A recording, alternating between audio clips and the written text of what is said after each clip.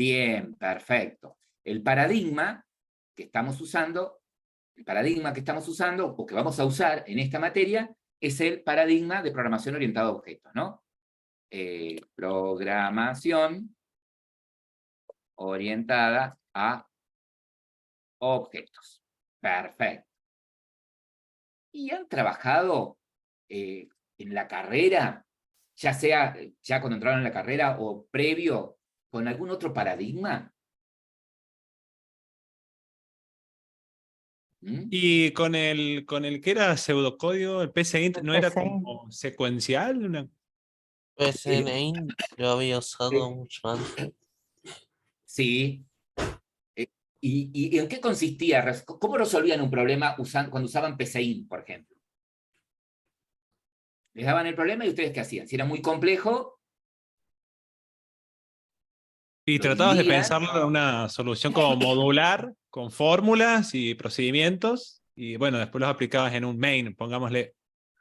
Aunque no era O sea main que en lo que ese hacían, momento, era un gran procedimiento principal, digamos. exactamente, o sea que lo que hacías básicamente era dividir el problema en subproblemas, que vos llamabas subalgoritmos, que podían ser procedimientos o funciones, ¿sí? Y después llamabas desde un módulo principal, como bien decís, cada uno de esos módulos, ¿no? De esos subalgoritmos. O sea que el enfoque era procedural, ¿sí? El paradigma, la forma en la que encarabas el problema era dividiéndolo, ¿no? En procedimientos, en subalgoritmos, básicamente. ¿Y qué propone la programación orientada a objetos? ¿Cómo encaran un problema acá? Y lo encara donde todo es un objeto. Entonces vamos viendo los atributos, las características y los hacemos interactuar para que cumplan una función que es lo que queremos resolver. Exactamente. O sea que acá consiste en analizar el problema y detectar de qué clase o de qué tipo son los objetos que van a intervenir, ¿no? ¿Qué características tienen, es decir, qué atributos tienen? ¿Qué métodos, o sea, qué funcionalidades tienen esos objetos? Y como bien dice ahí el compañero, ¿de qué manera ahora los hago interactuar para resolver el problema? Es decir, que básicamente cuando ustedes crean, la programación consiste, ¿no? En crear clases, ¿no? Y después instancian objetos de esas clases. Es como si estuviesen creando sus propias herramientas, ¿no? Que decir, uy, tengo que rastrillar el patio.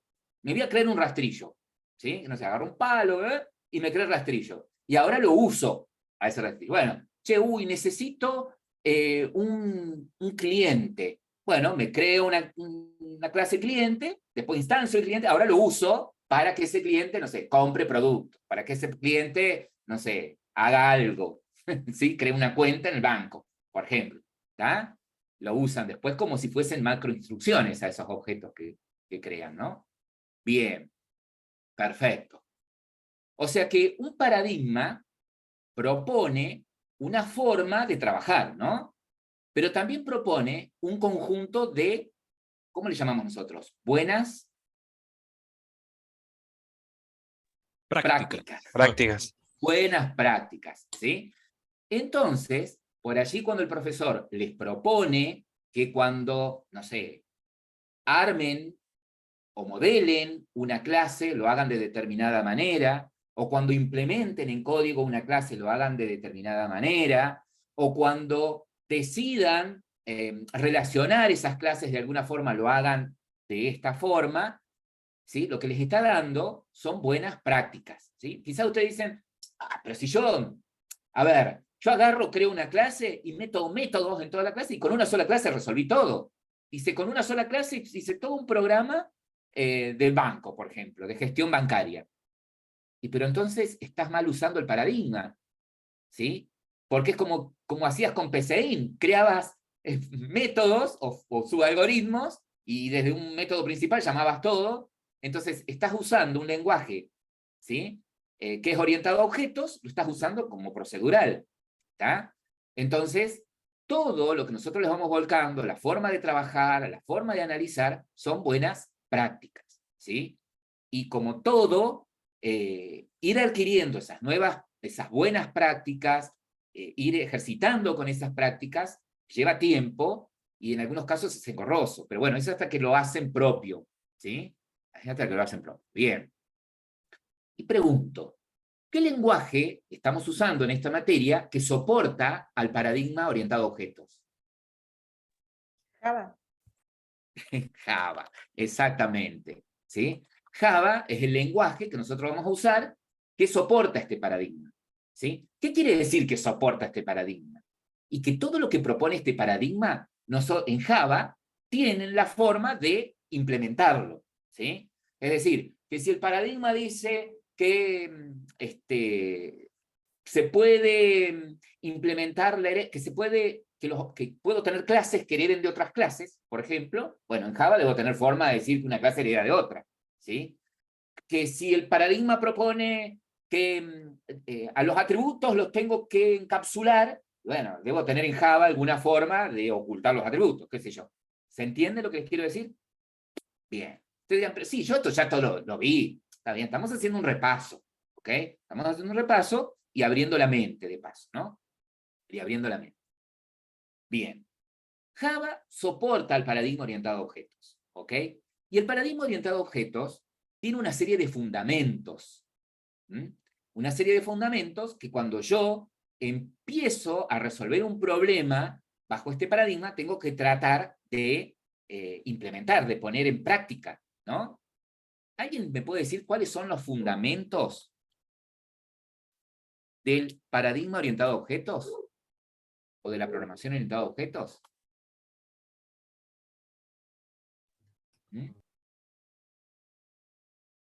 A ver. Yo les... Eso. En lugar de escribir por el chat, abran el micrófono, porque por ahí no puedo leer el chat. Sí, Franco. Uno es el encapsulamiento. Bien. Encapsulamiento es clase de uno. objeto. Polimorfismo. La herencia, profe. Herencia. Eso. Herencia. Como consecuencia de la herencia. Polimorfismo. ¿Sí? Y hay uno, el primero de todos, que empieza con A. ¿Cómo? La abstracción. La abstracción. Y van a ver que con esos 4 pilares hacen todo, ¿sí? La abstracción, el encapsulamiento, la herencia y el polimorfismo. ¿Qué significa que estos sean los fundamentos del paradigma? Significa que cuando yo tenga que resolver un problema, trate de implementar estos conceptos, ¿sí? En la programación orientada a objetos. Trate de implementar la abstracción, implemente el encapsulamiento, trate de ver la posibilidad de si es posible implementar la herencia, porque si implemento la herencia, como consecuencia tengo el polimorfismo. ¿Ok? Y ustedes dirán, sí, mira, yo hasta encapsulamiento te entendí todo. Herencia también, porque una clase hereda de otra. Te entiendo. Polimorfismo, todavía no la casé. Bueno, puede ser que haya un grupo de alumnos o alumnas que hasta acá les hablan de polimorfismo y no tienen ni idea para dónde disparar. Es normal, por eso esta clase, ¿sí? Como para nivelarnos y arrancar. Entonces, pregunto, ¿sí? Le vamos a preguntar a Juan Bautista. ¿Puede ser Juan Bautista? Sí. Juan Bautista. Juan Bautista Alberdi. No, Juan Bautista. Pregunta. Al lado, profe, al lado. Al lado, al lado. Bautista, ¿cuándo implementás la abstracción? ¿Cuándo se implementa la abstracción? ¿Cuándo haces qué cosa? Ay, shit.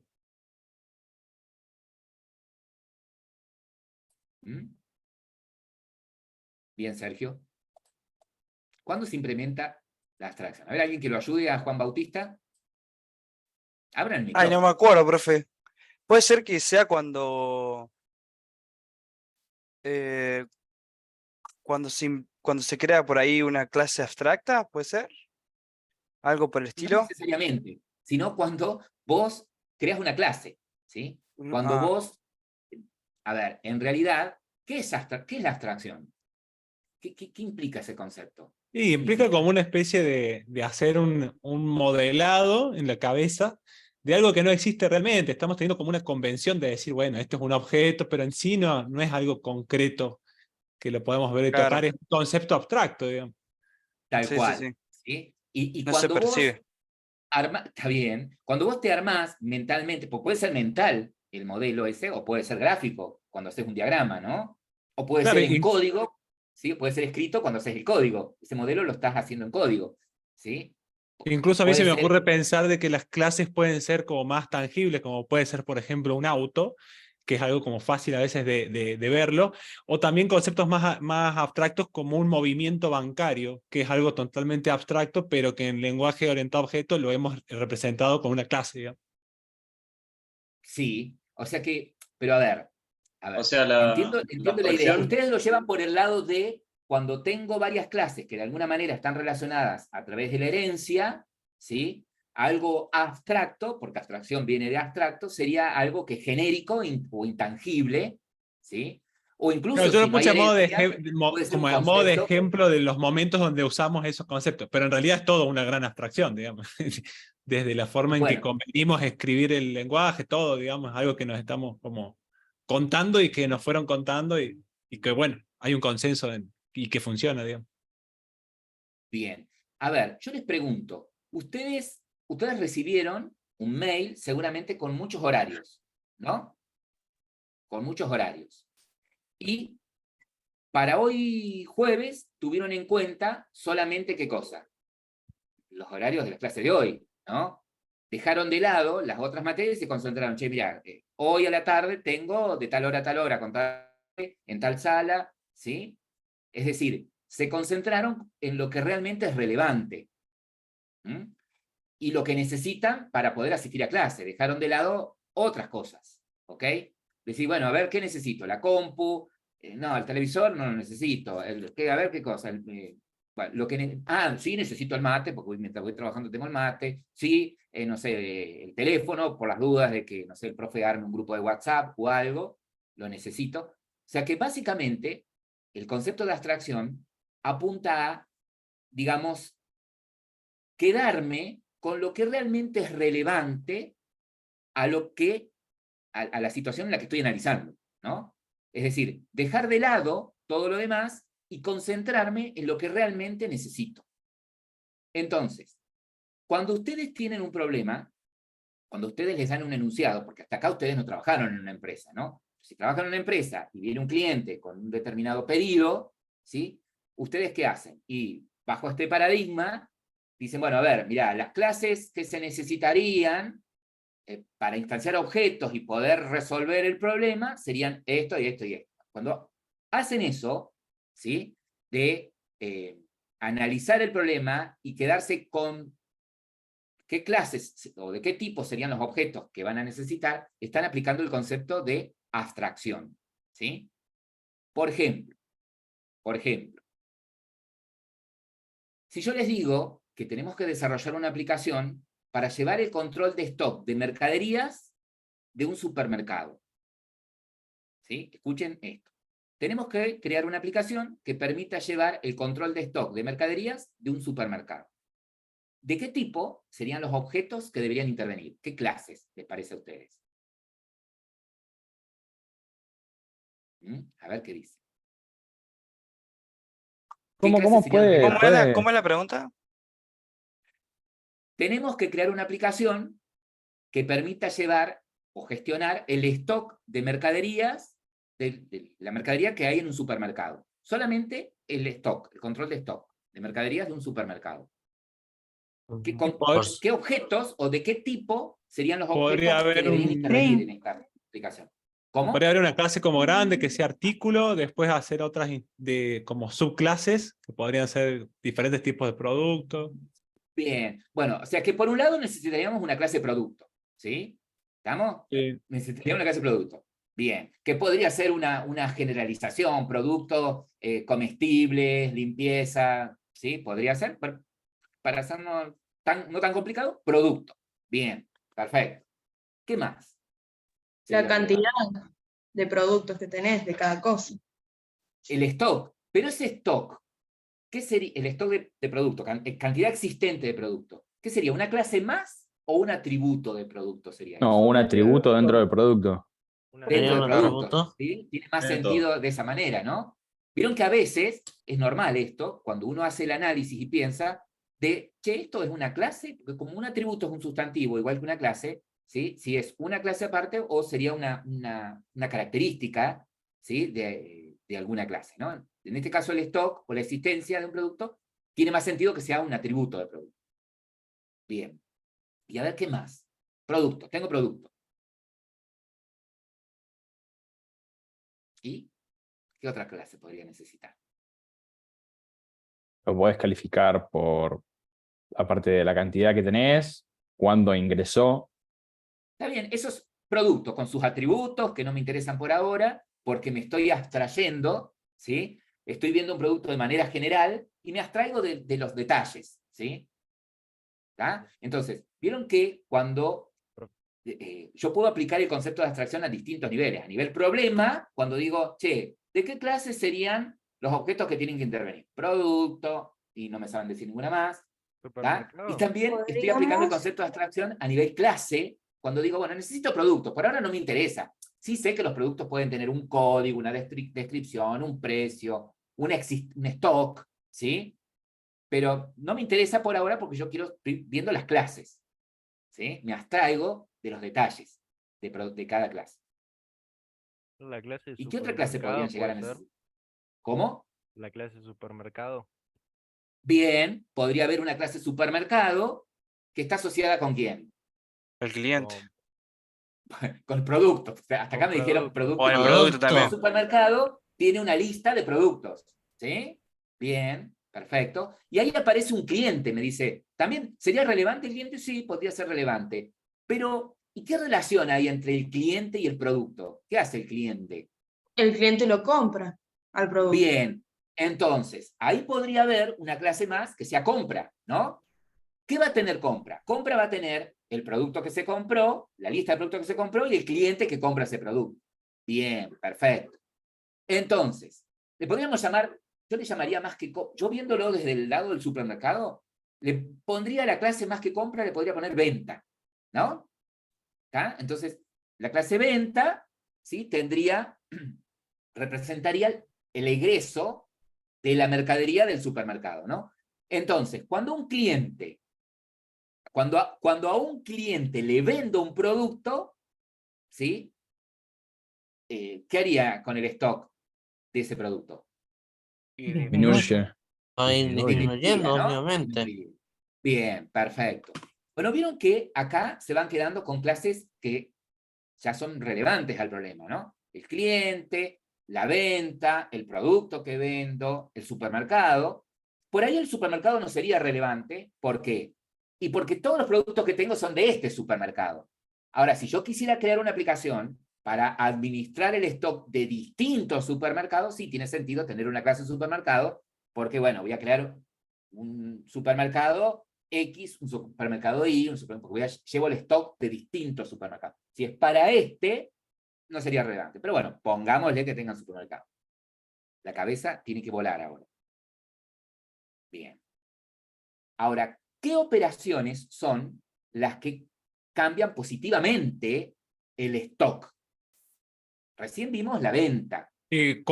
Compra a proveedores, por ejemplo. Bien. Entonces, vieron que van surgiendo una clase más que podría intervenir en este problema, ¿sí? Sería proveedor, compra, ¿sí? ¿Qué información, qué atributos tendría una compra?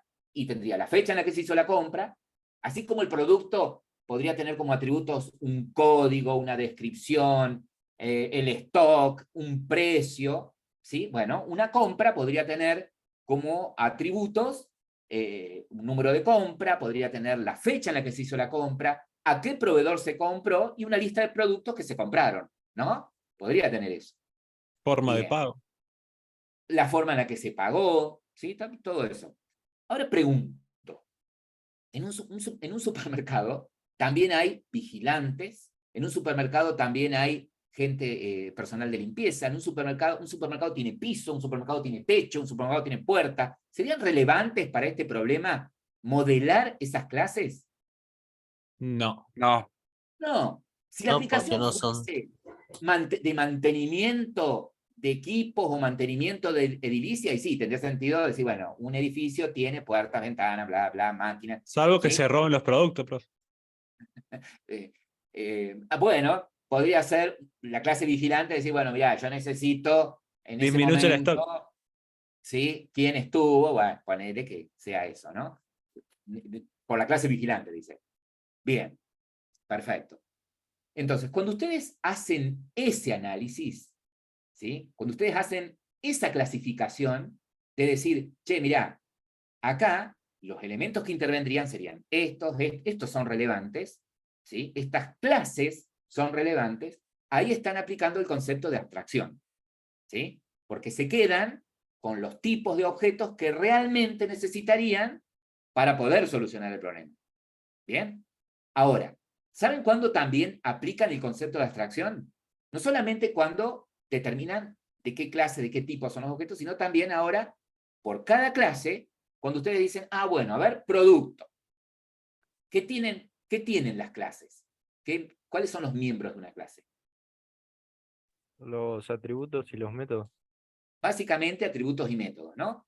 Entonces, cuando tienen que determinar qué atributos tendría una clase, por ejemplo, la clase producto, y bueno, un producto tiene, no sé, código, me dijeron, tiene un nombre, tiene un precio, tiene un stock, ¿sí? Y por ahí no sería relevante guardar de un producto el color del empaque, ¿sí? Si lo que quiero llevar es el stock, no me interesaría eso.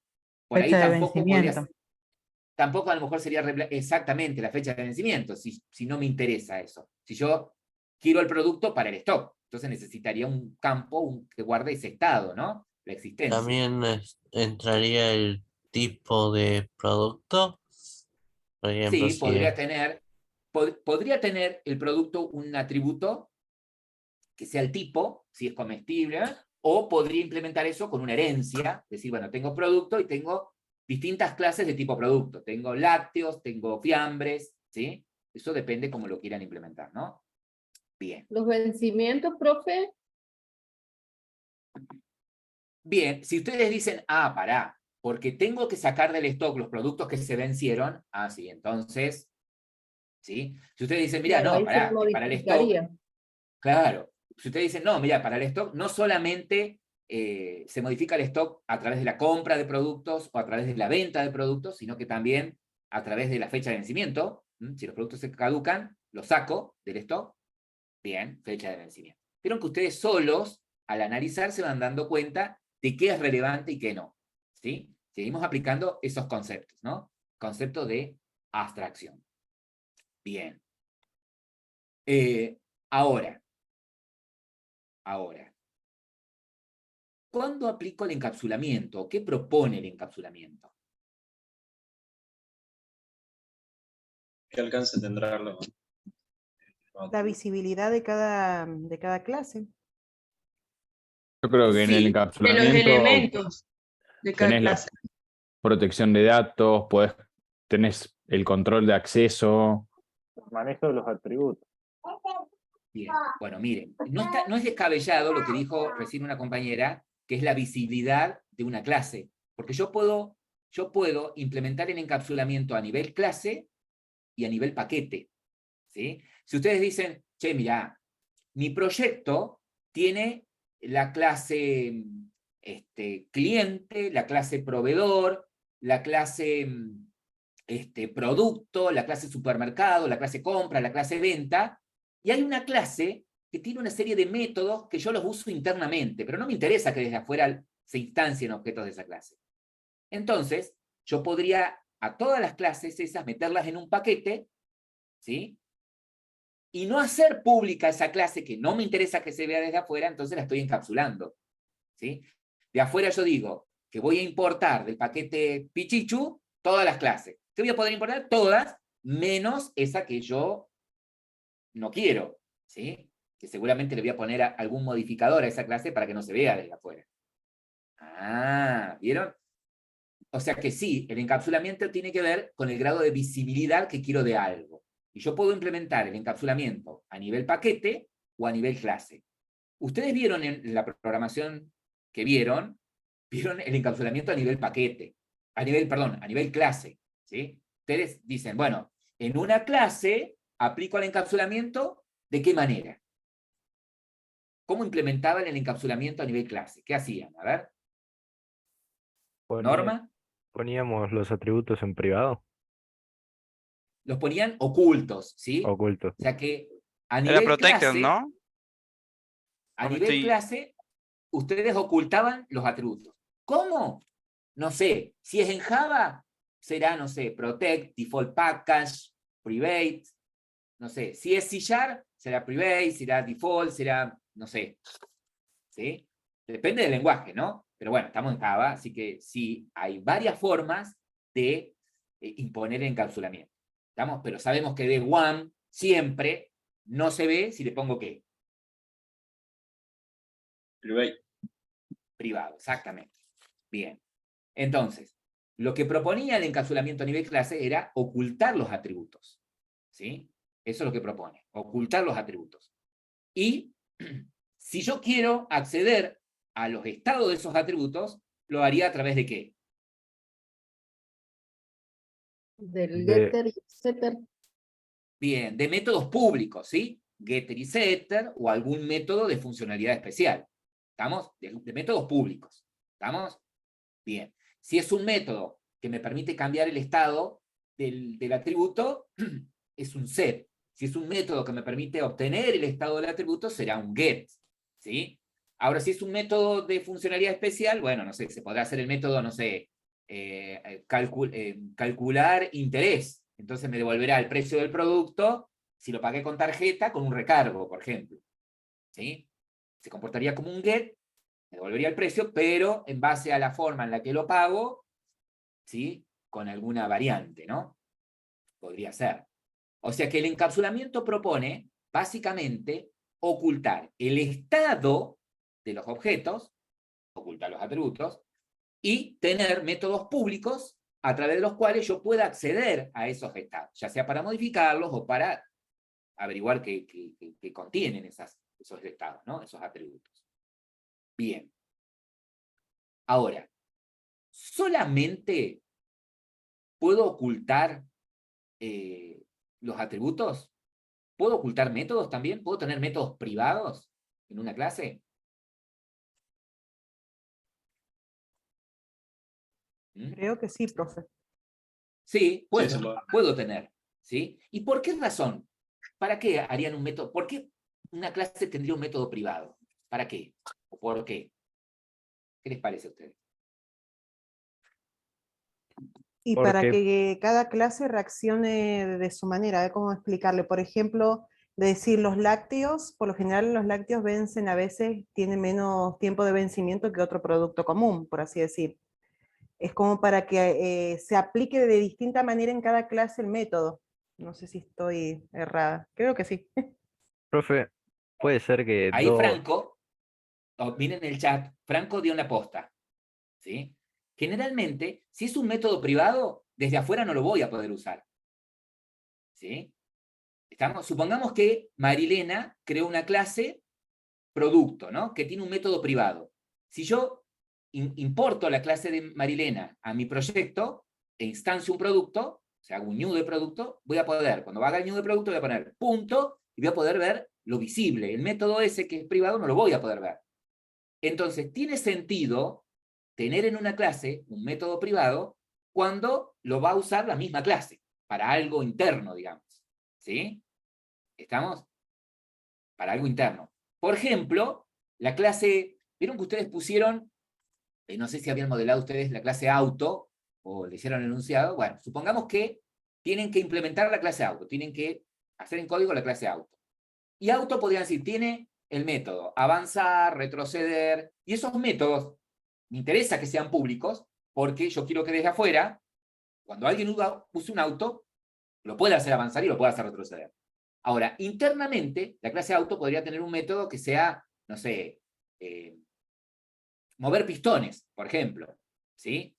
O un método que sea consumir combustible, que sea llamado por los métodos avanzar y retroceder, ¿sí?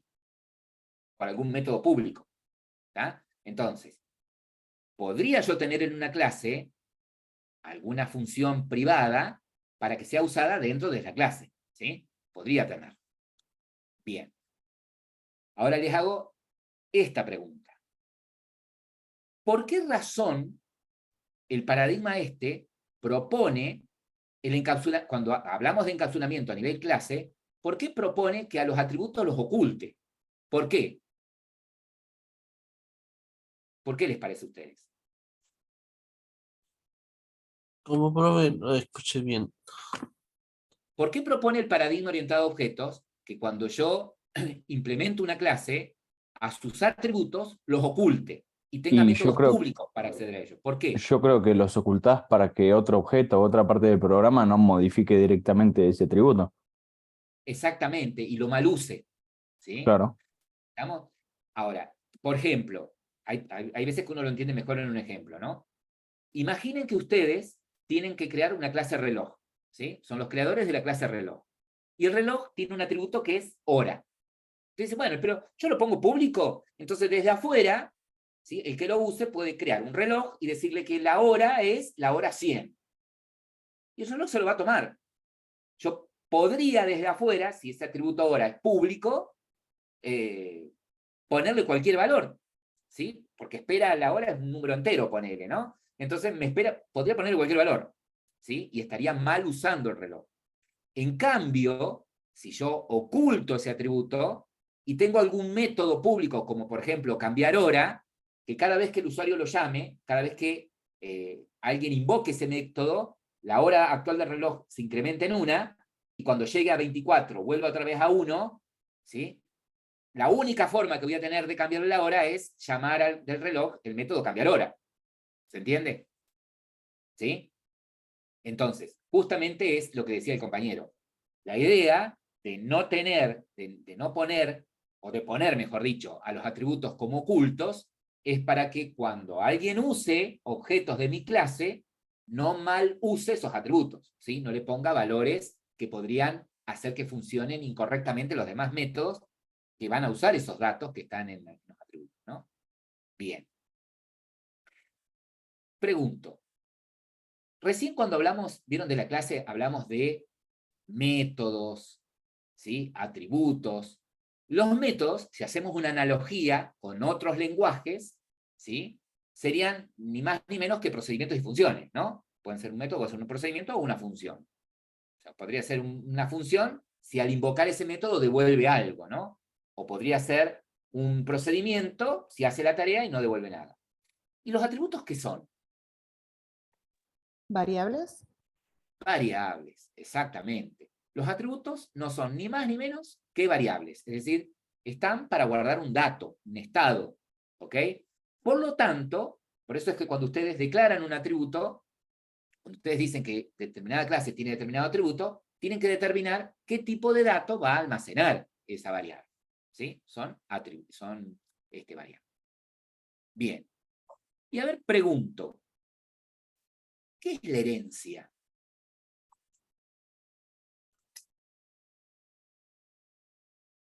¿Qué es la herencia? Heredar los atributos de una clase padre. Es la consecuencia de la herencia, algo, digamos, que es propio de una herencia, pero ¿qué es en sí la herencia? Es la creación de jerarquías de diferentes clases para acomodar el código y darle uso a todo sin perder ningún atributo, ninguna... No. Sería la ¿Hay capacidad de algo de una eso? clase de tener las características de otra, ¿no? Es una consecuencia de la herencia, ¿sí? A ver, les cambio la pregunta. Si yo le digo, ¿qué es la asociación? ¿Es una qué? Ah, de mal en peor la pregunta, ¿no? ¿Qué es la asociación? ¿Qué Una es la relación. dependencia?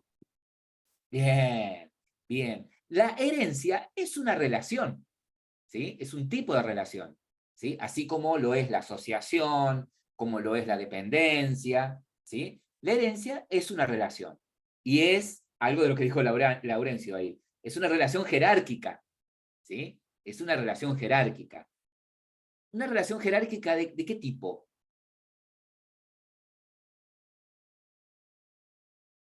Ah, explique un poco más eso ¿Esta? de tipo. ¿De qué tipo es? ¿Una relación jerárquica de qué tipo? De niveles, profe. ¿sí? Padre e hijos. Niveles, padre e hijos, bien. Y a medida que yo me voy a los niveles de más arriba, me voy a lo más que en la herencia. Una super. A lo más general. A lo más general, ¿sí? Si yo me... Imaginen un árbol de herencia de algún tipo de clases, de algunas clases, ¿sí? Imagínense un árbol de herencia, ¿sí? Y si yo voy hacia arriba, al nivel más superior de ese árbol, me voy a lo más general, ¿no? Y a medida que voy hacia abajo, voy a lo más ¿qué? Particular. A lo más particular o lo más especializado, ¿sí? ¿Sí? Entonces, es una relación jerárquica del tipo generalización, especialización, ¿sí? A medida que voy hacia arriba, me voy a lo más genérico, y a medida que voy hacia abajo, voy a lo especializado, ¿sí? Por ejemplo, en esta aula, ¿sí? Yo podría decir que hay distintos tipos de personas, ¿no? Yo podría decir, a ver, esperen que quiero hacer algo. Ténganme paciencia. Yo podría decir, en este aula hay distintos tipos de personas. Es decir, podría decir, de tipo persona hay dos tipos, básicamente. ¿Cuáles serían esos dos tipos de personas que hay acá? Hombre y mujer. Sí, podrían ser, de acuerdo al sexo, una clasificación, varones y Pro- mujeres. Profesor ¿sí? y De acuerdo al alumno. género. Podrían ser, de acuerdo al rol que desempeñan, profesor y alumno. ¿Ok? Entonces vamos a poner acá, por ejemplo, de acuerdo al rol. Tenemos de tipo profesor y Así no entramos en debates complejos.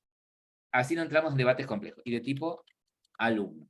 También podría llegar a ser profe de acuerdo a las edades, adulto y joven, por así decir. Sí, también.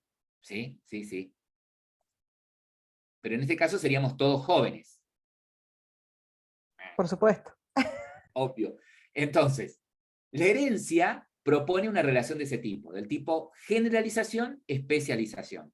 Es decir, en donde hay una clase que está en un nivel superior y clases, bueno, eso es una flecha.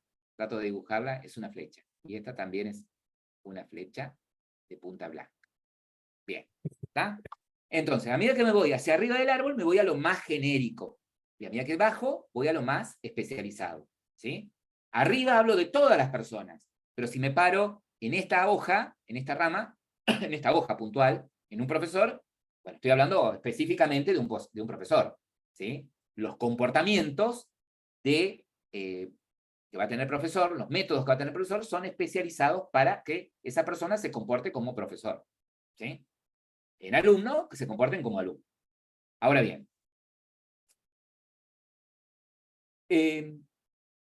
¿cuál es la superclase en este caso? En este modelo, a ver. Persona. Persona. ¿Sí? Persona. Entonces, a esa clase que está por arriba de la jerarquía, la llamamos superclase, clase padre o clase madre. Y las clases que están por debajo del árbol de jerarquía, ¿cómo las llaman? Clases hijas. Clases hijas, subclases, clases derivadas, ¿sí? Todos esos nombres le podemos dar a nuestras clases hijas, ¿sí? Bien. Y bueno, y ahí, como consecuencia de la herencia, está lo que dijeron la mayoría, ¿sí? ¿Qué pasa con la herencia? ¿Por qué harían herencia? ¿Por qué implementarían la herencia ustedes en un proyecto? ¿O para qué? Para ¿Qué les permite? reutilizar un pedacito de código. Para no Para repetir. reutilizar. Bien, puede ser para reutilizar, ¿sí? ¿Sí? Puede ser para reutilizar, exactamente. ¿Tá? Para reutilizar tanto características, o sea, atributos, como comportamientos, o sea, métodos. Esa es una. ¿Para qué también? ¿Qué les permite? ¿Qué están haciendo? Cuando ustedes dicen, mirá, tengo que acomodar la ropa en mi placar, ¿sí? Bueno, acá tengo lo que son remeras, acá tengo lo que son ropa interior, acá tengo lo que son camisas. ¿Qué están haciendo? Están clasificando. ¿Sí? ¿Tá? Entonces, la herencia les permite también organizar, categorizar. ¿Sí? Exactamente. Ahora, Y como consecuencia de la herencia, tenemos el polimorfismo, ¿no? Como una consecuencia de la herencia, tenemos el polimorfismo. Pero antes de seguir, quiero comentar algo. Con respecto a los métodos de una clase, ¿sí? Con respecto a los métodos de una clase. Y a sus atributos. Profe, Sí. profesor podría ser alumno también. Sí, sí, profesor podría ser, a ver, una persona, Juan Pérez, podría ser en algún momento profesor y en algún momento alumno, ¿sí? Pero acá, en esta aula, es el que es profesor y el que es alumno es alumno. Por eso los contextualicé en este aula, donde estamos hoy. ¿Sí? Pero sí podría, en una realidad más amplia, ¿sí? En general, podría ser una persona que es profesor, podría ser en algún momento alumno. Ahora pregunto, ¿sí? Vieron que ustedes me dijeron que por la herencia, las clases hijas heredan tanto atributos como métodos de la clase padre, ¿sí? Y ustedes saben que no siempre se hereda todo. Hay cosas que no se heredan, ¿sí? Hay cosas que no se heredan, que de todas maneras con la herencia vamos a trabajar más adelante, ¿no?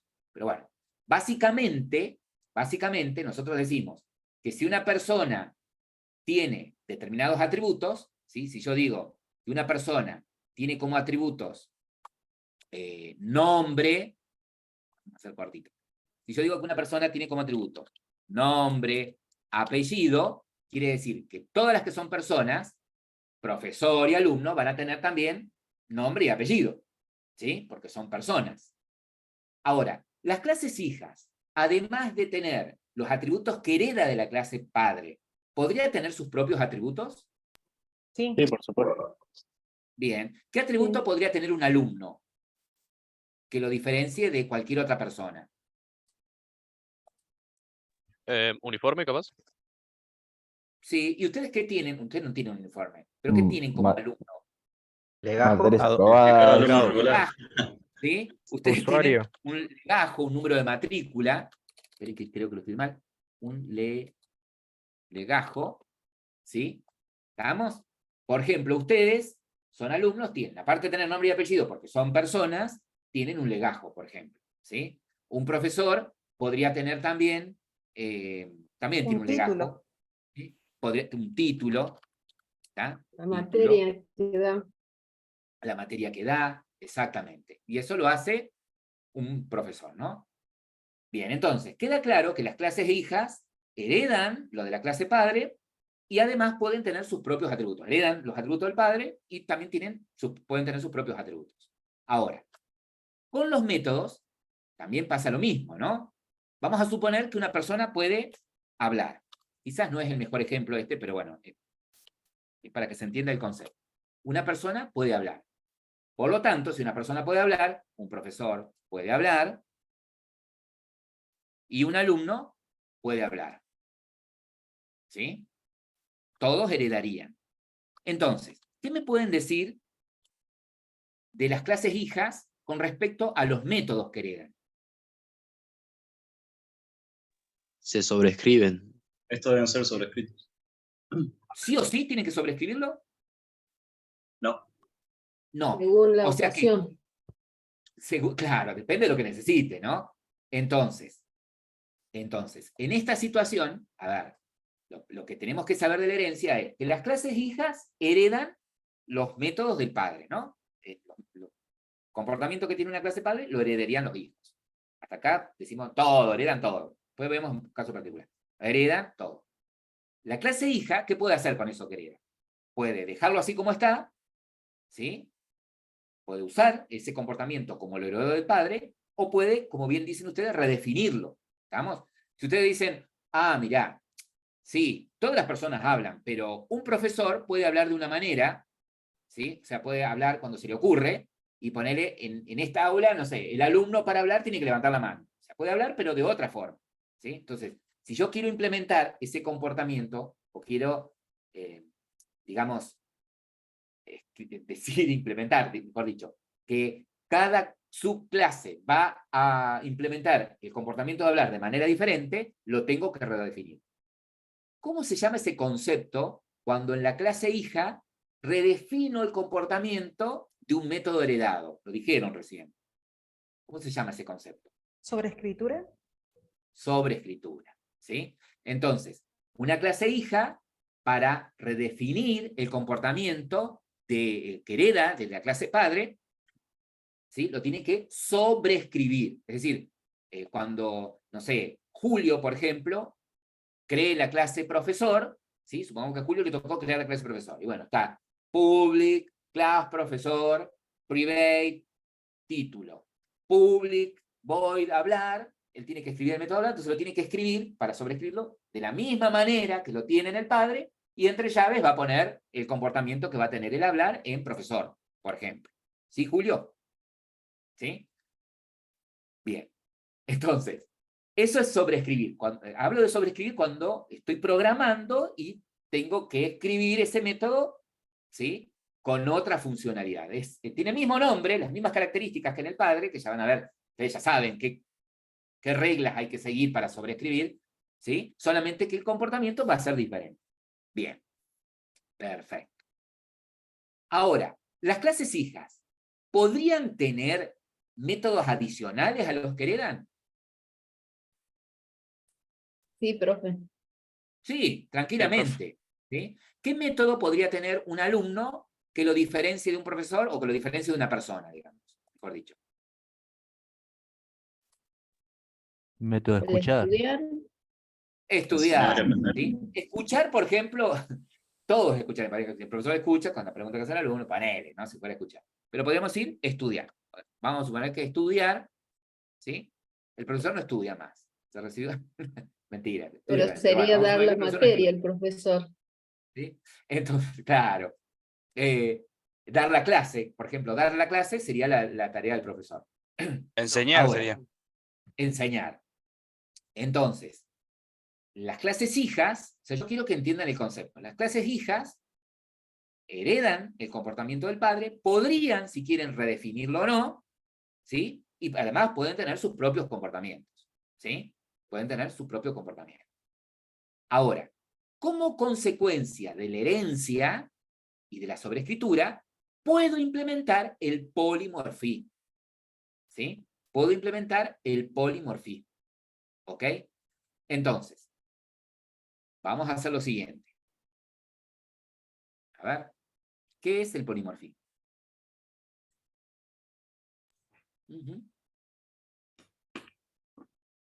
Abran el micrófono. Sí, algo polimórfico es de varias formas, pero ¿qué significa el polimorfismo o qué es el polimorfismo acá en La programación? manera en que los objetos pueden reaccionar de distintas maneras, actuar de distintas maneras. Bien, bien, que pueden reaccionar, te referís a su comportamiento, ¿no? Que el Exacto, comportamiento de profe. un objeto Sí, sí, puede sí. cambiar dinámicamente de acuerdo al objeto que apunta, ¿no? A ver, para que lo entendamos mejor. Para poder aplicar el polimorfismo significaría básicamente eso, la posibilidad de que en tiempo de ejecución, ¿sí? un objeto se comporte de manera diferente. Para que pueda existir el polimorfismo tiene que haber herencia y tiene que haber sobreescritura de clases, ¿no? Entonces, ustedes saben que por el hecho de tener, por ejemplo, una clase persona, yo puedo crear una variable de tipo persona, ¿o no? Si yo tengo una clase persona, puedo crear una variable de tipo persona. Es decir, que cuando yo creo una clase en mi proyecto, estoy creando un nuevo tipo de dato, ¿sí? Entonces, yo podría tener una variable de tipo persona, Juan, y guardar allí alguna persona. Por ejemplo, un profesor. New profesor. ¿Ok? Entonces, la variable de referencia, Juan, apunta a un objeto de tipo persona, que es un profesor. ¿Ok? La variable Juan apunta a un objeto profesor. ¿Sí? Ahora, si yo a esa persona, en alguna línea más abajo, le digo hablar, si yo digo Juan, hablar, esa persona va a hablar como quién. Como ¿Como qué? profesor. Como profesor. ¿sí? Si bien la variable de referencia es una persona, si bien la variable Juan es de tipo persona, pero está apuntando a un profesor. Entonces, en tiempo de ejecución, el comportamiento de hablar que se va a ejecutar es el de profesor. Ese es el comportamiento dinámico, es el comportamiento que cambia dinámicamente, ¿sí? ¿Estamos? Ahí se cumple el polimorfismo. Yo tengo una variable de un supertipo, que es Juan, que apunta a un subtipo, que apunta a un objeto que es de tipo profesor, ¿sí? Fíjense que si yo más abajo dijera que la variable Juan apunta a un estudiante, ¿sí? Y no cambio esta línea sigue siendo la misma, yo le estoy diciendo a Juan hablar. En este caso, ahora Juan va a apuntar, es la misma variable Juan que tengo acá arriba, en lugar de apuntar ahora a un profesor, apunta a un objeto, pero que desprolijo soy para dibujar, que es un estudiante. Entonces, cuando le diga a Juan hablar, va a hablar como estudiante, ¿sí? Entonces, el polimorfismo, o alumno, perdón, ¿sí? Me está tapando el chat. Alumno en la clase. Sí. Acá me va a dar error. ¿Okay? Alumno. Perfecto. Ahora pregunto. Digo, por el hecho de tener herencia, tener sobreescritura de métodos y poder aplicar el polimorfismo, podría tener métodos genéricos. ¿Sí? Podría tener métodos genéricos. ¿Cómo métodos genéricos? Sí, yo podría tener, por ejemplo, en mi proyecto, no sé, una clase aula. ¿Sí? Vamos a poner por acá. Podría tener una clase aula, con un método que se llame exponer. Exponer. Y recibe una persona. ¿Ok? Una persona. Ese método. Bueno, no me doy cuenta que me estás diciendo. Bueno, acá básicamente lo que estoy diciendo es que aula usa, de alguna manera, una persona. Imaginemos que el código del método hablar es este. ¿Sí? Imaginemos acá que el código del método hablar es este. Es un método público, no retorna nada. Del método exponer. El método exponer recibe una persona y lo que hace el método es, a la persona que recibe, le dice hablar. ¿Ok? Entonces, si yo a este método le paso, por ejemplo, si yo a este método cuando lo invoco, al método exponer de aula, le paso un profesor, ¿sí? La persona va a hablar como profesor. Si yo al aula le paso un alumno, ¿sí? Fíjense que el método es el mismo, ¿tá? Pero dependiendo de la persona que le pase, es cómo va a exponer. Si va a exponer como un alumno o va a exponer como un profesor, ¿sí? Si el día de mañana mi aplicación escala, es decir, crece horizontalmente, es decir, si yo el día de mañana agrego una persona más a mi proyecto, ponele que acá agrego no sé, vendedor, vamos a poner director, ¿sí? Y digo, bueno, el director también es una persona, por lo tanto, también hereda el comportamiento hablar, ¿sí? Y seguramente va a hablar como un director, no sé cómo hablan los directores, pero va a hablar como un director, hablar. Entonces, nada, ¿tendría que hacer alguna modificación en el método exponer de aula, en este caso? ¿O si yo le paso un director no va a tener inconveniente? No, profe. No habría que hacer ninguna modificación. No, le pasas director. Le paso, si yo al método exponer en aula le paso un director, el método exponer va a hacer hablar a esa persona como un director. ¿Sí? Entonces, eso es lo que me permite el polimorfismo. Poder tener métodos genéricos, ¿sí? Y que si yo agrego algún componente más en ese árbol de jerarquía, esos métodos genéricos no tengo que modificarlos, ¿sí? Y por ende, fíjense que yo estoy reusando código. Reuso código aquí, en la herencia, para no decir que el profesor tiene nombre y apellido, por ejemplo, reuso que ya tiene esos atributos, que tiene un método de hablar, que tiene todo lo que hereda de persona, ¿sí? Lo mismo alumno, lo mismo director, y además puedo reusar a través del polimorfismo, ¿sí? Yo con un solo método, en aula, pase la persona que le pase, lo va a hacer hablar, ¿sí? ¿Vamos hasta acá? Sí, profe. Bien. Ahora, Claro, digamos que, a ver si entendí, profe, que lo que cambia, o sea, como se va comportando, el método es genérico, o sea, es como un envase que va a cambiar según con qué lo llene, claro. Y esta digamos, variable o sea, persona, va a cambiar, o sea, la forma, o sea, en que se comporta.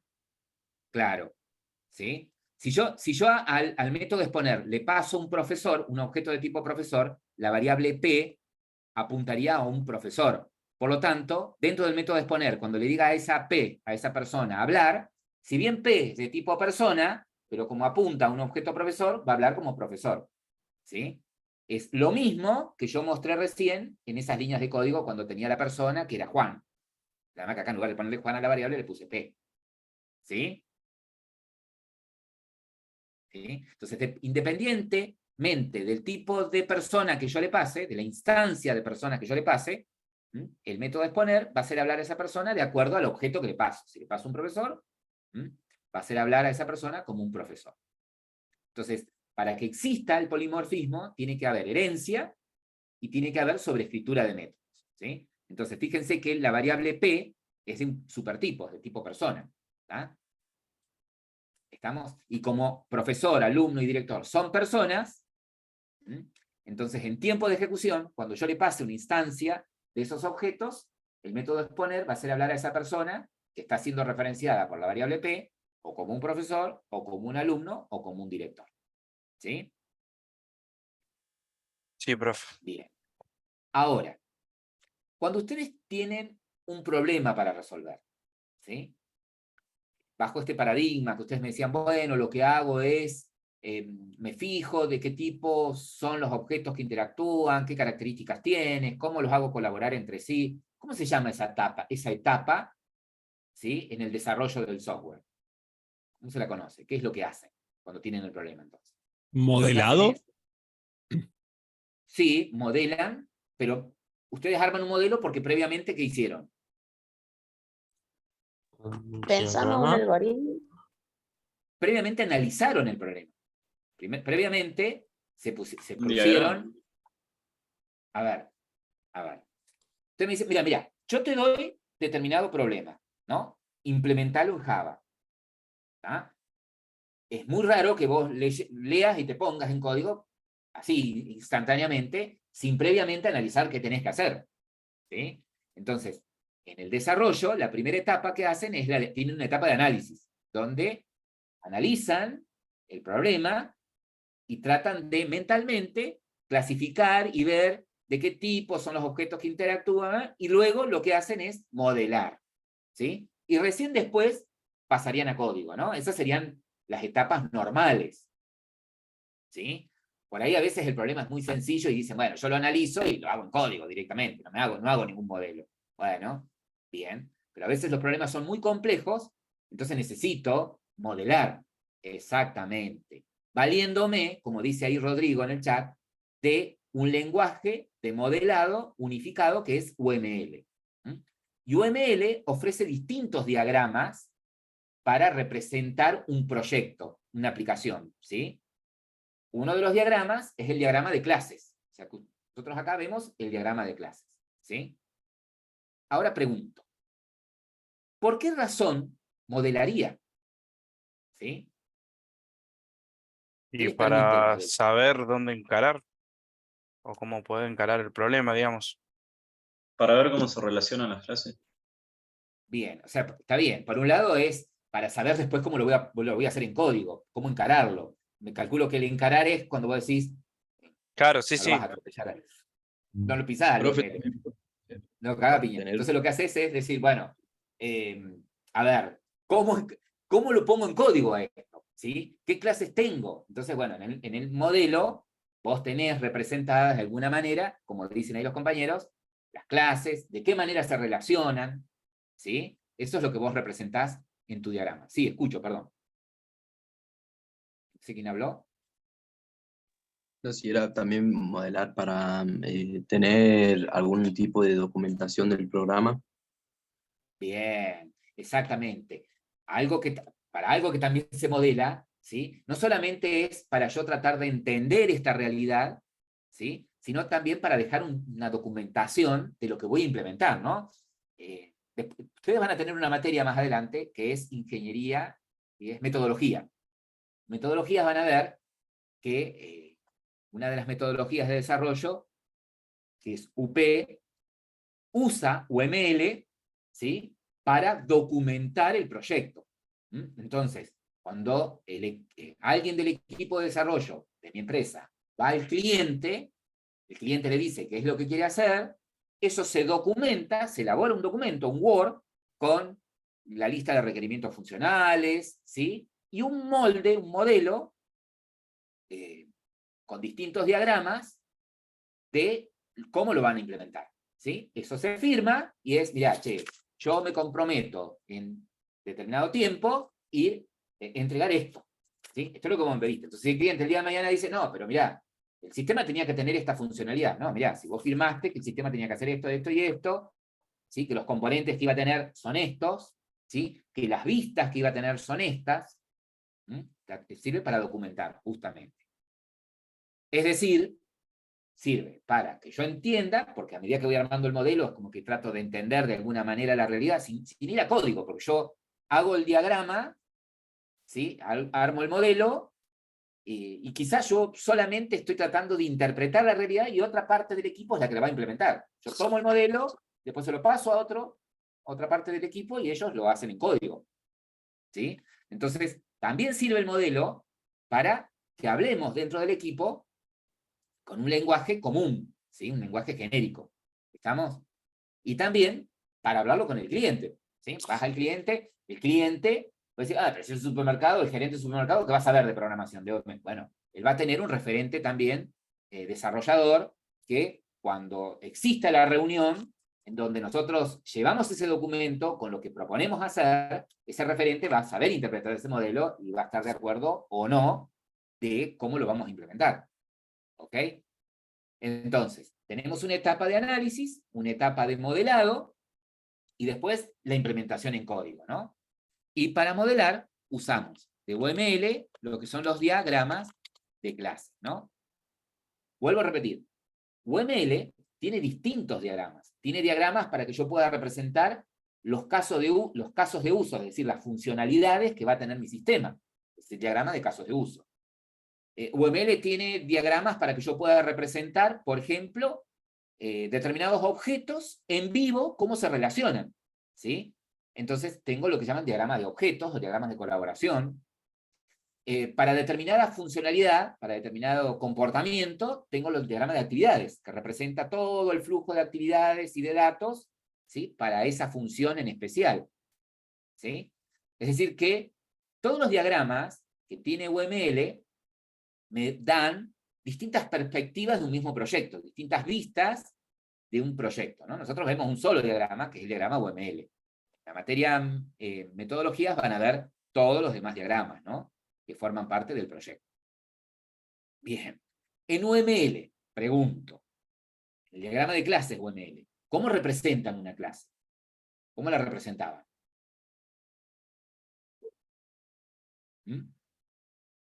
¿Qué simbología? Porque un diagrama, ¿sí? Es un modelo, un diagrama es un modelo, ¿no? Una representación conceptual, es decir, que usan símbolos, signos, para representar de manera abstracta una realidad, ¿no? ¿Cuáles son esos símbolos o signos o dibujos que usan en el Y diagrama de usamos clase? un rectángulo, donde Claro. arriba tenía la parte de los Sí, un atributos cuadradito. y abajo los Bien. métodos. Un rectángulo que lo dividían en tres partes, ¿no? Claro, sería el nombre y Tres después partes. los métodos, los atributos, todo eso. Bien, perfecto. El nombre Entonces, de la clase. el nombre de la clase. Supongamos que nosotros queremos representar acá una clase cliente, ¿no? Queremos representar una clase cliente. Entonces acá pondríamos el nombre de la clase. Vieron que los nombres de las clases generalmente son sustantivos y los ponemos en singular, ¿no? nombres de las clases generalmente son sustantivos. Bien. Ahora, en esta parte los atributos. ¿Sí? Ustedes me dijeron que los atributos son variables, entonces va el nombre del atributo, el identificador que le voy a poner y el tipo. ¿Ok? ¿Y con qué signo puedo indicar que el atributo está oculto, por ejemplo? Menos. Con un menos, ¿no? Y digo que O eso... un guión. ¿Se cortó? En código veremos cómo se hace. Si es en Java, será private, por ejemplo. Si es en C# será quizás private también, o alguna otra palabra clave. Bien. Entonces vamos a suponer, ¿sí?, que un cliente tiene un nombre, ¿sí? ¿Y qué tipo de datos sería nombre? ¿Qué tipo de datos maneja Java para que yo guarde una cadena de caracteres? String. String. String. Vamos a suponer que este cliente tiene apellido también. ¿Qué tipo de datos sería? String. String. Y vamos a suponer que tiene un número de cliente. ¿Sí? ¿De qué tipo podría ser el número de cliente? Double. Podría ser un Porque- número, ¿no? Numérico. O también no, Podría ser, un int, podría ser perdón. un número real, podría ser un número real o un número entero, ¿no? Si es un entero, podría ser tranquilamente int.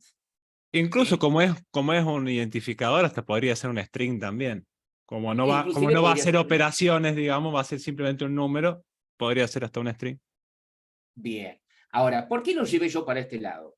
Porque quiero preguntarles esto. ¿Cuántos tipos de datos primitivos maneja Java? 8 era. 8. Exactamente. 8. 8 tipos de datos primitivos. De los tipos de datos numéricos, vieron que ustedes tienen, por un lado, los que son enteros, y por otro lado tenemos los que son reales, ¿sí? O de punto flotante. Enteros. ¿Qué tipo de datos enteros tiene Java? A ver, del más chiquito al más grande. Int. Int. Int. ¿Cómo? Long. No, doble y float son reales. Reales. Byte. ¿Qué sigue después? Con ese. Short. Short, int, y el más grande de los enteros. Long. Long. Perfecto. De los reales, ¿sí? Ahí sí tienen float, double. Doble. Bien. Y de carácter, para guardar un String. carácter, ¿qué tiene? String. No.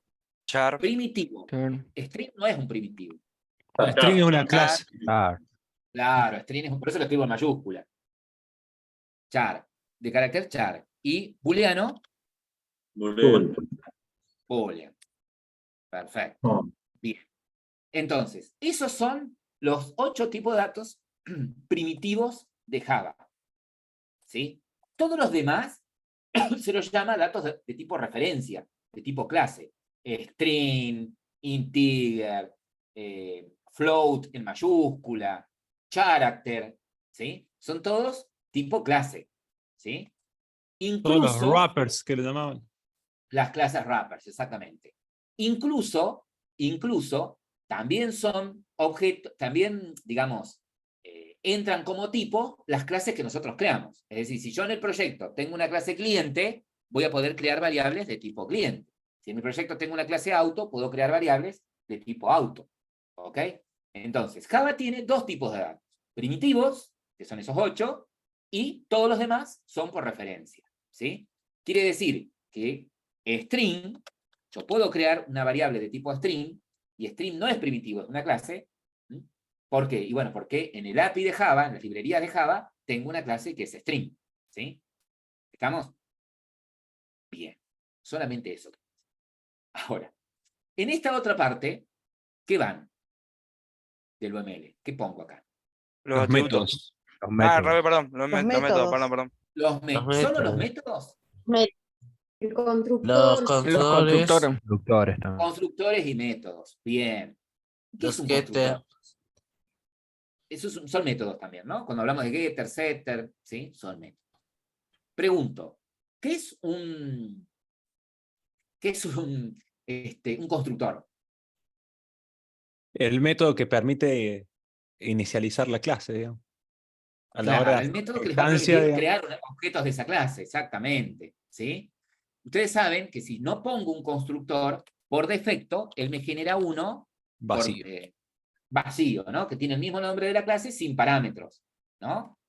Entonces significa que si yo no pongo explícitamente un constructor, me genera ese, y yo puedo crear objetos de esa clase directamente de esta manera. New, cliente, ¿sí? Y ya creé un cliente, ¿no? Bien. Ahora, si yo explícitamente pongo un constructor, si yo digo, no, cliente va a tener un constructor que reciba el número de cliente, que reciba el apellido y reciba el nombre, yo pongo un constructor explícito, significa que yo ahora no voy a tener el constructor por defecto, por lo tanto, no voy a poder crear clientes sin pasarles nada. Sí o sí, voy a estar obligado a pasarles, bueno, la línea esa, háganse que es recta. Uy, no sé qué le pasa. Bueno, ahí. Bueno, profe, sabemos que es recta. Es Tranqui. recta, ahí está. Sí o sí puedo crear un cliente pasándole un número, ahora una cadena que va a ser el apellido, y sí o sí tengo que pasarle una cadena que sea el nombre. ¿Sí? ¿Estamos? Ahora, si yo digo, no, yo quiero crear clientes de dos formas. Quiero poder crear clientes con el número de cuenta, número de cliente, el apellido y el nombre, pero también quiero poder crear clientes vacíos. Quiero poder crear clientes de esta manera. ¿Qué voy a tener que hacer? También método declarar vacío. un constructor vacío. Bien. O sea que debería, en la clase cliente, ¿sí?, modelar que cliente va a tener también un constructor vacío. ¿Cómo se llama ese concepto cuando yo en una clase puedo tener métodos o constructores, ¿sí?, en donde se diferencian por la cantidad de atributos que reciben? O sea, métodos con el mismo nombre, pero diferente cantidad de atributos y tipo, o constructores, en este caso, con diferentes atributos, o diferentes parámetros, mejor dicho. ¿Cómo se llama ese concepto? Cuando tengo más de un constructor y se diferencian por los parámetros. Ahí en ¿Cómo se el llama chat, ese concepto? ahí en el chat Darío Sobrecarga. Porta pone sobrecarga. Sobrecarga, exactamente. Ahí lo puso Cristian. Bien, Cristian. ¿Sí? Entonces, si yo necesito poder instanciar objetos de una clase de diferente manera, tendría que sobrecargar los constructores. Genial. Ahora, si yo quiero un método que me permita desde afuera poder ver el estado de un atributo, ¿sí? Por ejemplo, poder ver desde afuera el estado del nombre, lo que está guardado en el campo, en el atributo nombre de un cliente. ¿Cómo se llaman esos métodos? Que me permiten get. desde afuera. Los getter. Get. ¿Bien? Entonces los get, ¿sí?, son funciones, es decir, son métodos que generalmente empiezan con la palabra get, el nombre del atributo del que quiere ver el estado, no reciben nada por parámetro y lo que retornan es el tipo de dato que está guardado en ese atributo, ¿sí? Por ejemplo, un get para nombre podría ser de esa manera, ¿sí? ¿Y cómo se llaman los métodos que me permiten desde afuera cambiarle el estado a un atributo? Setter. Los set. Setter, ¿sí? O sea que un set para nombre es un procedimiento, ¿sí? Es un método que en este caso recibe algo por parámetro, como en este caso va a ser el nuevo nombre, y no devuelven nada, ¿sí? O sea, son void, devuelven vacío, no devuelven nada. Ahora, además, una clase podría tener métodos, ¿sí?, de funcionalidad general, ¿sí? Yo podría tener en cliente, no sé, un método que se llame mostrar info, que lo que haga sea, nada, mostrar por pantalla, ¿sí? Mostrar por pantalla los datos del cliente, ¿sí? Podría ser. Como el Podría tener toString. como el toString, pero claro, pero bueno, con un formato, Similar. supongamos, similar, o en una ventana, o en un diálogo, ¿sí? Bueno, información del cliente, como el toString, exactamente. Ahora, vieron que nosotros decimos que el paradigma orientado a objetos es una evolución del paradigma imperativo, ¿sí? El paradigma imperativo propone, ¿sí?, que para construir un programa tengo que poner instrucciones en un orden lógico, para dar solución a determinada tarea, ¿no? El paradigma orientado a objetos es una evolución de eso. Entonces la pregunta mía es la siguiente. ¿En dónde escribo las instrucciones? ¿En dónde escribo sentencias selectivas o condicionales como if, switch, o iterativas como while, do while, for. ¿Dónde las escribo esas sentencias? ¿Dónde las uso? Y principalmente en el main y en los En métodos. el main. En los métodos. ¿El main qué es el main? ¿Qué es el main? El método principal. Entonces, a las estructuras de programación, ustedes vieron, en el paradigma imperativo, cuando vieron PCIN puro, ¿sí? Esas estructuras, esas instrucciones, las uso dentro de los procedimientos y funciones, ¿no? Dentro, en este caso, de los métodos, ¿sí? Dentro de los métodos. Inclusive los constructores también, que son métodos especiales, podrían tener, ¿sí? Cierta lógica, ¿no? Cierto comportamiento. Bien. Bueno. Entonces, lo que vamos a hacer ahora es lo siguiente. Yo les voy a pasar un enunciado, ¿sí? Se van a abrir algunas salas para que trabajemos. Van a tener 15 minutos para poder armar el diagrama UML del enunciado que les voy a pasar, ¿sí? Van a tener 15 minutos para armar el diagrama UML, con lo que recuerden, ¿sí? Y luego nos vamos a poner con código, ¿sí? Luego nos vamos a poner con código. Entonces, vamos a hacer lo siguiente. Ahí yo voy a... Bien, bueno, estamos grabando. Esta materia, ¿sí? Es una materia cuatrimestral, ¿sí? Es decir, que termina aproximadamente el 10 de noviembre, ¿ok?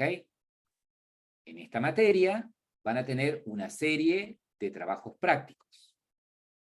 ¿Cómo regularizo la materia? Es decir, ¿cómo digo que cumplí con lo básico que necesito en esta materia?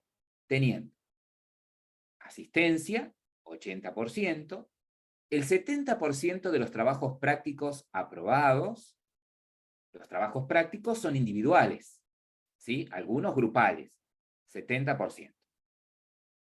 Y luego hay un proyecto, ¿sí? Transversal que vamos a construir, en donde vamos a diseñar una aplicación que se va a conectar a una base de datos. Entonces vamos a aprender no solamente a crear la interfaz gráfica, sino que también a utilizar librerías para poder conectar nuestra aplicación Java a una base de datos. Ese trabajo práctico, ¿sí? Ese proyecto, una parte lo vamos a ir desarrollando entre todos, y el resto lo construyen ustedes, en un equipo que se va a conformar y que se va a mantener hasta el final de la cursada. Ese equipo, que generalmente no consta más de 5 personas, después, basados en ese proyecto transversal, van a construir un proyecto final. Es decir, les vamos a dar un enunciado, y en base a todo lo que vieron, van a crear ustedes la aplicación. ¿Ok? Entonces, el equipo conformado, ya para ese proyecto, desde el proyecto transversal hasta el finalizar el proyecto, puede hacer o se puede comportar como se comporta cualquier equipo de trabajo. Puede despedir miembros, es decir, que si el equipo, la mayoría de los miembros del equipo determinan que cierto miembro no participa, no coopera, no aporta, puede tranquilamente sacarlo. Ese miembro va a tener que hacer o el proyecto solo, ¿sí? O bueno, recursar la materia, porque el laboratorio no se puede rendir libre, ¿sí? ¿Está? Entonces, si llegado el 10 de noviembre hice todos los trabajos prácticos, hice todo el proyecto transversal, ese proyecto de ejemplo, en el que mostramos un menú con una serie de interfaces gráficas y que se conecta con la base de datos, y además un cierto porcentaje, que le vamos a decir nosotros, del proyecto final, diríamos, está regular. ¿Qué significa? Que en alguna mesa, después de que termina la materia, se presenta él solo, el miembro, no se presenta el equipo, porque generalmente ya después en vacaciones cada uno se va por su lado, entonces se presentan de manera individual con el proyecto final completo y lo defienden, ¿sí? Y de esa manera aprueban la materia. Ahora, ¿qué pasa si llegado el 10 de noviembre yo ya hice todo? Todos los ejercicios, todo el proyecto transversal y el proyecto final lo terminó. Mi equipo finalizó con todo. Bueno, lo muestran antes del 10 de noviembre, si está todo ok, se dice que promocionan la materia, se las damos por aprobado. Cumplido. Ya no tienen que presentarse en ninguna otra mesa. ¿Ok? Entonces, ¿a qué viene esto? A que si vos no estás comprometido con la materia, si vos no estás vos no estás comprometido con la materia, ¿sí? Vamos a decir, no, yo vengo porque me meto, salgo, me conecto y me voy a tomar mate. Si no estás comprometido con la materia, no hagas perder tiempo a tus compañeros. ¿Sí? ¿Estamos? Retírate, hace otra cosa. Cuando realmente tengas ganas, hace la materia, hace la carrera. ¿Sí? Entonces, les pido que tomen con responsabilidad esta materia, con ustedes, con sus compañeros y con los profesores. ¿Ok? Es muy importante. Ya no va a ser como en la etapa anterior, que si se arman los grupos, si se arman las salas, ¿sí? Uno está conectado y los otros están haciendo nada. ¿Ah? No sirve eso. ¿Por qué? Porque va a haber trabajos que vas a tener que hacer en equipo, ¿sí? Pero lo vas a presentar vos y lo van a presentar tus miembros de equipos y después la corrección es individual. Entonces, de nada sirve que te metas a la sala y te vayas a tomar mate, ¿sí? Está todo bien. Supongamos que si estoy cansado, recién salgo de trabajar, no puedo, qué sé yo, bueno, una cuestión de respeto, le decís a tu compañero, mira, me voy a retirar, ¿sí? Pero no te dejo solo mirando la pantalla en negro, ¿sí? Porque podés llegar a escribirme y no me respondés. ¿Estamos? Entonces, una cuestión de respeto, ¿sí? Ya ya van a ser profesionales, ¿verdad? Entonces, esta charla no tendría que existir. Yo soy de la idea de que cuentas claras conservan la amistad. ¿Sí? Otra. El que avisa no traiciona. Si llegado a fin del cuatrimestre te sacaron del grupo, y bueno, ¿sí? Obviamente que si los miembros del equipo te expulsan del grupo, los miembros te tienen que avisar. ¿Sí? Mira, te expulsamos por tal y tal motivo. ¿Sí? Generalmente suele suceder que te dan un aviso, 2 avisos, y ya si no respondes, ¿sí? Ya es problema tuyo. ¿Ok? ¿No? Vengan después a los profes, hoy porque me sacaron del grupo, que yo no sabía. Y bueno, generalmente pasa, ¿sí? Se los digo de todo corazón, porque quiero que todos aprueben, ¿sí? Y que sean exitosos en esta carrera. ¿Ah? Realmente deseo eso de corazón. Pero realmente a veces sucede, ¿sí? Que no solamente los miembros del equipo se tratan de conectar con vos, los profes también te escribimos por WhatsApp, por mail. ¿No? Entonces, llegar a la instancia de la expulsión, pasaron un montón de cosas, ¿sí? Hubo distintas formas de tratar de conectarte, de comunicarte, y de contactarte, y no pudimos. Entonces, bueno, eso no quiero que suceda, ¿sí? ¿Vamos? Bien. Entonces, le voy a pedir,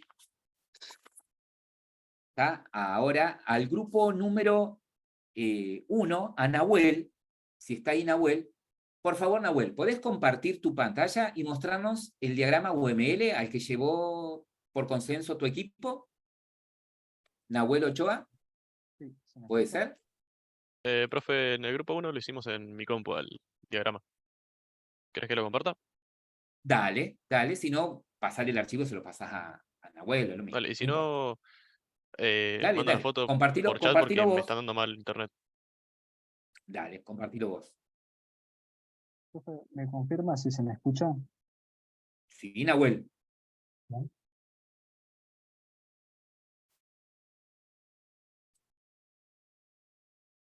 Bueno, acá está lo que hicimos. Ahí está lo que hicieron. Perfecto. Bien. Bueno, Analicemos. tenemos 4 clases. Decidimos incluir la clase main, que solamente contiene el método main. Después tenemos las 3 clases que nos menciona el problema.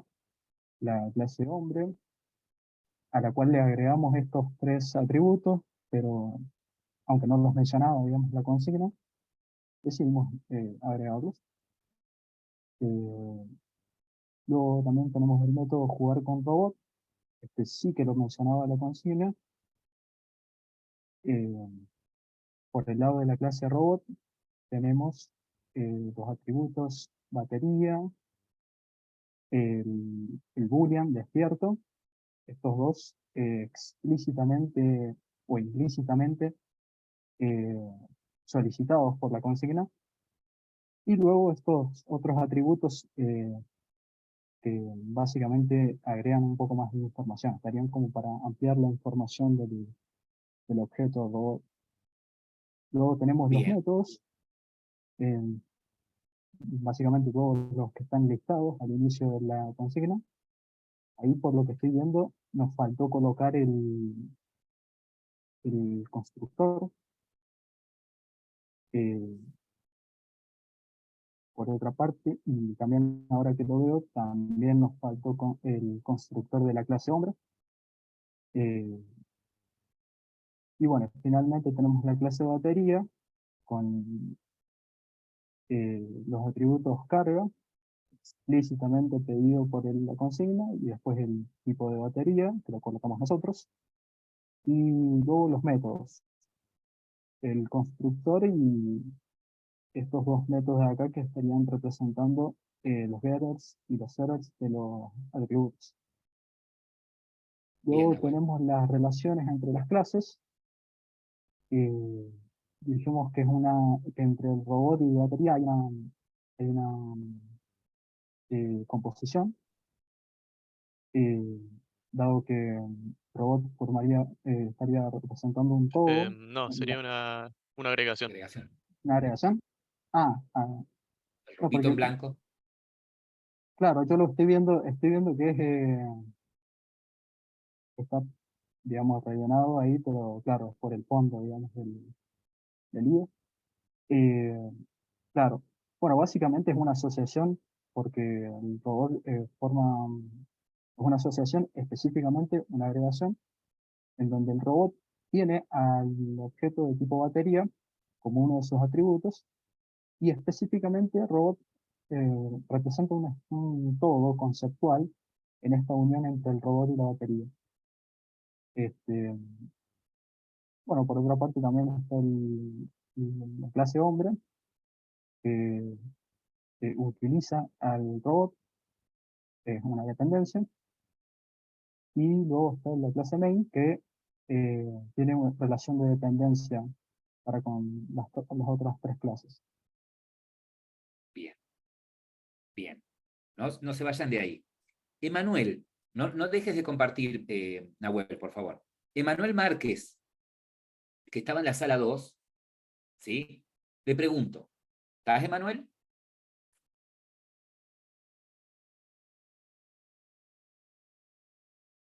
¿Emanuel?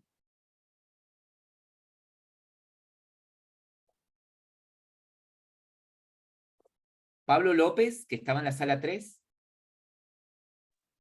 Profe, ¿me escucha? Sí, Pablo. Sí. Pablo, pregunto, ya que tenemos acá el modelito de Nahuel, después ustedes pueden mostrar el de ustedes, no hay problema. Acá ya que tenemos el modelo este de Nahuel, ¿sí? Sí. Pregunto. Profe, disculpe, se me cortó. No sé qué estaba preguntando. No, era para Pablo. Para Pablo. Y justo iba a hacer formular pregunta. Pablo, pregunto. De acuerdo al diagrama que tiene Nahuel, ¿sí? Que ya mencionó ahí lo que habría que modificar y todo eso, ¿de qué manera puedo crear una batería? ¿Cómo haría para crear una batería? Para instanciar un objeto batería. Podés escribirlo en la pantalla. En el modelo que hicieron ellos. Según el modelo que ellos tienen, si tuvieses que hacer un new de batería, ¿cómo sería? Lo pasaría por constructor en el robot. Ajá. Fíjate que arriba, viste que en donde tenés que, estamos viendo la pantalla, viste que dice arriba en verde. Usted Sí. está viendo la pantalla de Gonzalo, tenés opciones de vista y tenés la posibilidad de anotar. ¿Sí? Si descolgás en opciones de vista, tenés anotar. Sí. ¿Te da esa posibilidad? Sí, sí, Y sí. en el anotar te abre un tablero donde podés escribir una T, que es de texto, ¿sí? Entonces, ¿cómo crearías un objeto batería? ¿Verdad? De acuerdo al diagrama que tiene Pablo, que está compartiendo Nahuel. ¿Cómo lo crearía acá? Claro, En ¿cómo el... harías? Hacé de cuenta, no, hijo, hacé de cuenta que estás en Java, en un método, ¿no? Estás en el main, y tenés que Sí. instanciar una batería, ¿sí? Hacemos de cuenta que estamos en el main, y tenemos que instanciar una batería, ¿sí? ¿Cómo harías esa instancia? ¿Qué palabrita usabas para crear? Profe, ¿puedo aportar? Un new de batería. A ver, ¿dónde ponemos acá? Un texto. Por ahí al costado, ahí. Sí, sí. Eso.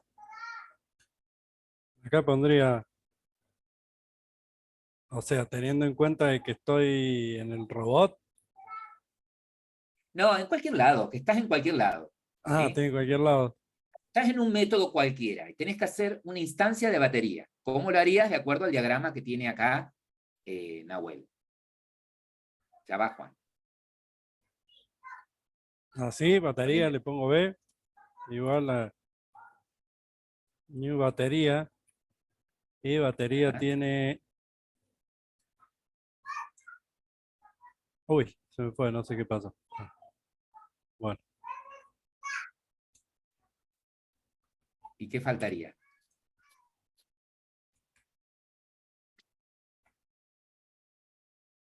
Ahí instancia una batería que tengo con 1000 de carga. A ver. De acuerdo al diagrama que compartió Nahuel, cuando tengas que crear una batería, vos tenés que crear, solamente te deja crear una batería así de esta manera, sin parámetros, o podrías a la batería ponerle la carga, ¿cómo harías? O sea, paréntesis, ¿y qué esperaría el constructor de batería? Un entero que es la carga que va a tener. Un entero que es la carga, exactamente. Sí, señor. ¿Sí? Perfecto. O sea que, de acuerdo al diagrama, ¿sí? que presentó acá Nahuel, para instanciar una batería, ¿sí? Puedo hacerlo de esa manera, ¿no? Un ñu de batería, yo borré sin querer, quise borrar mi dibujo, borré el tuyo. Haría un ñu de batería y le paso la carga, ¿sí? Porque así lo modeló él. Bien. Juan Bautista. ¿Está Juan? Sí, sí. Juan, de acuerdo al diagrama que tiene Nahuel, acá compartido, si quiero instanciar un robot, ¿cómo lo haría? ¿Lo escribo? Un método. Sí, escribilo ahí. Escribí en algún lado, decir, bueno, si yo tuviese que crear un robot, haría, así como hizo recién Pablo, que dice, bueno, yo para hacer una batería hago un ñu de batería. ¿Sí? Imaginen que están en algún método en el que necesitan crear un robot.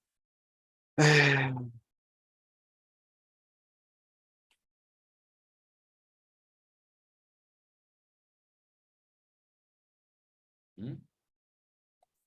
20.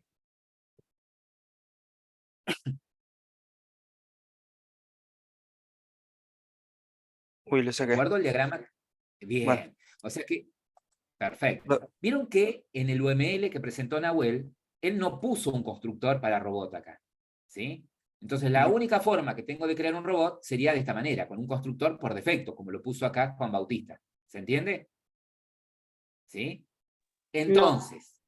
No entendí, profe. A ver, fíjate en el diagrama de clases de robot.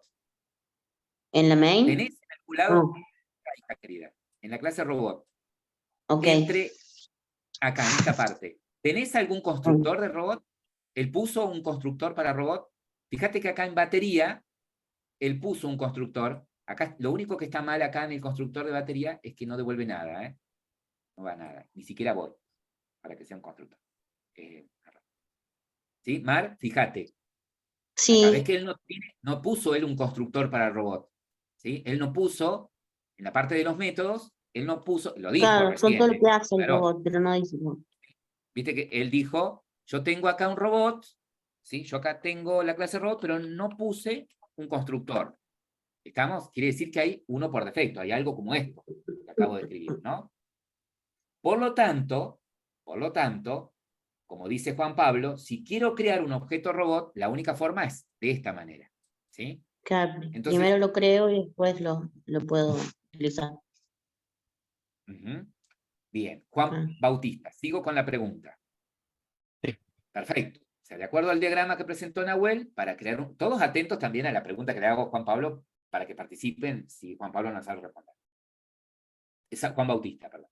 Juan Bautista, ese robot que creaste, que se llama R1, ¿tiene batería? Sí. Ahí no tendría. Claro, Ah, ¿cómo no le tiene porque pasaste la no está el caso, no está el constructor. No le Claro. adheriste ninguna Por batería. eso. Claro, ¿qué va a tener en el atributo batería? ¿Qué va a tener?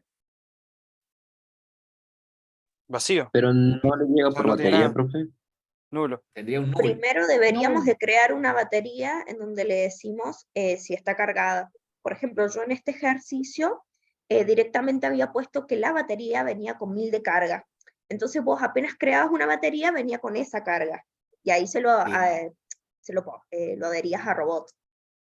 Bien, entonces, de acuerdo al enunciado, la batería no debería recibir la carga, ¿no? La batería, el constructor de batería directamente inicializaría la carga al 1000, ¿sí? O podría acá directamente escribirle, ¿sí? En el atributo batería, que viene ya con 1000 unidades. ¿Se entiende? En la batería. Ahora, en el robot, podría yo acá, haber puesto nuevamente que acá la batería ya la inicializo, hago un new, ¿sí? Que la batería va a tener una batería ya instanciada, ¿no? Arranca con una batería. O haber puesto el constructor, ¿sí? A ver si me entienden, haber puesto el constructor en robot y decir, no, dentro del constructor yo voy a hacer un new de batería, ¿sí? Lo hago dentro del constructor. ¿Estamos? Puede que lo haya hecho de esa manera. ¿Estamos? Pero bueno, a ver. No lo de entendí, acuerdo, profe, perdón. Se me hizo un lío supongamos bárbaro. que Nahuel no puso el constructor en el UML, ¿sí? Pero yo no sé, porque a lo mejor en código él después va a hacer esto, ¿sí? Si bien no lo puso en el UML, después él va a hacer en robot un constructor, y dentro del constructor él se va a encargar de inicializar el atributo batería. ¿Se entiende? A ver. Es como que él dice, no, yo después cuando lo pase a código voy a tener en cuenta esto, que en el constructor de robot voy a inicializar ese atributo de batería con una batería. ¿Sí? ¿Estamos? Ahora, y acá también pasa lo mismo. Si yo creo un robot de esta manera, ¿sí? Arranca con una batería. Bien. Y acá pasa lo siguiente. Como él dice que esto es una agregación, ¿sí? ¿Qué significa que sea una agregación? Bueno, por un lado que es una asociación, que el robot tiene una batería. Sí, eso lo hizo. Él puso acá que el robot tiene batería. Pero que sea una agregación, quiere decir que el robot es un todo y la batería es una parte. Pero esa parte es intercambiable, que yo al robot le puedo sacar y poner la batería en algún momento. ¿Sí? Entonces, para que se cumpla eso, para que realmente al robot en algún momento le pueda, cuando lo creo, ponerle una batería a la que se me ocurra, ¿sí? O sea, estoy diciendo que la batería la va a recibir desde afuera, estamos, bueno, podría recibir desde acá el constructor, tener robot un constructor que reciba desde afuera la batería. ¿Sí? Eso quería decir. Ahora, bueno, él crea el robot, Juan Bautista. ¿Tengo la posibilidad de hacer robot, cambiarle el número de serie? Vieron que el robot tiene un atributo que es número de serie. Vos creaste un robot R1. De acuerdo al diagrama que puso Nahuel, ¿tengo la posibilidad de cambiarle el número de serie de ese robot? No. No. ¿Por qué? Hace falta el set. No tienen los Porque no tengo Ningún un set. método que permita eso. O algún, claro, no tengo el set o algún método que me permita cambiarle el número de serie. ¿Estamos? Bien. Perfecto. Pregunto ahora a Lucía, que estaba en la sala 6. ¿Estás, Lucía? Gracias, Juan Bautista. De nada, profe. Lucía, pregunto. ¿Qué método o métodos tiene el robot que cambian el estado de la batería? ¿Cuáles son los métodos o método que tiene el robot que le cambia el estado de la batería? Avanzar y retroceder. Bien. El avanzar y el retroceder son los que cambian el estado de la batería. Y hay otro método también que le cambia el estado. El recargar. El recargar. ¿Sí? ¿Estamos? El avanzar y retroceder es el que va a ir descontando de acuerdo a los pasos cierta unidad, ¿no? Y el recargar, ¿qué hace con la batería? Bien, perfecto. Está bien, Julián. Muchísimas gracias, Lucía. Le vamos a preguntar a Joaquín, que estaba en la sala 7. ¿Está Joaquín? Sí, acá estoy, acá estoy. Y son las 21 horas, se nos fue la hora. Joaquín, bueno, última pregunta y nos vamos. Dale. Joaquín, pregunto, ¿qué método o métodos tiene el robot que cambian el estado del atributo despierto?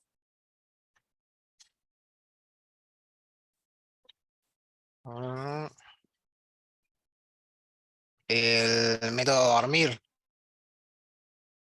El método dormir, ¿sí? ¿Qué haría el método dormir?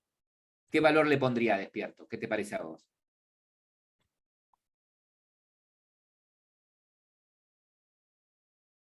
¿Cómo te darías cuenta si el robot está despierto o dormido? En despierto, ¿qué habría que haber, qué booleano tendría que tener para decir, no está despierto? Claro, False, claro. falso. Claro, false. Entonces, el dormir lo que haría es ponerle al atributo despierto false. Claro. ¿Sí? Y el despertar, ¿qué haría? Y lo opuesto, un true. Lo opuesto, ¿sí? Le pondría un true. Bien. Bueno, chicos, mañana seguimos con esto. Vamos a charlar un poquito más, que quiero... A mí esta parte, lo que me interesa de esto es justamente esto, el análisis. Ustedes interpreten un modelo, ¿sí? Que abran la cabeza e interpreten un modelo. Mañana vamos a implementar esto en código y ya voy a empezar a agregarles algunas cosas nuevas que no han visto, ¿sí? ¿Estamos? Dale, profe. Bien. Bueno, genial. Nos Nos vemos.